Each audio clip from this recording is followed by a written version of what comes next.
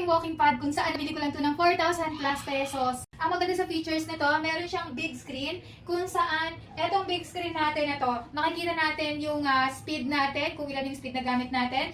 Ganun din yung kung ilang kilometer per hour na yung nalakad natin. And of course, burned calories. So, with this big screen natin. So, isa pang features po nito, itong ating handrail is pwede po natin itong ibaba. Ayan, nabababa siya. Kung gusto nyo na walang handrail, pwede siya. And kung gusto nyo naman with handrail, pwede natin siyang i-connect ulit, ikabit ulit. Meron siyang slope kung saan, ayan, naka-slope or naka-incline po yung position ng ating walking path. This is remote control operated. Duo kayo, naglaran kayo, hawak nyo yung ating remote control or ilagay nyo lang dito sa ating phone holder.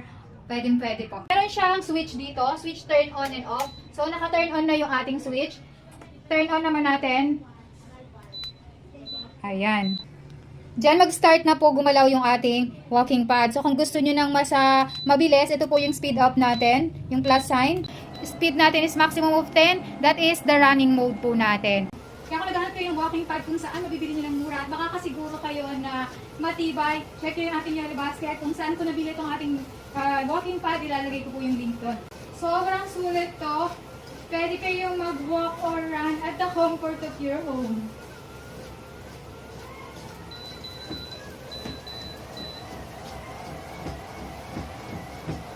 Check nyo na lang yung ating yellow basket.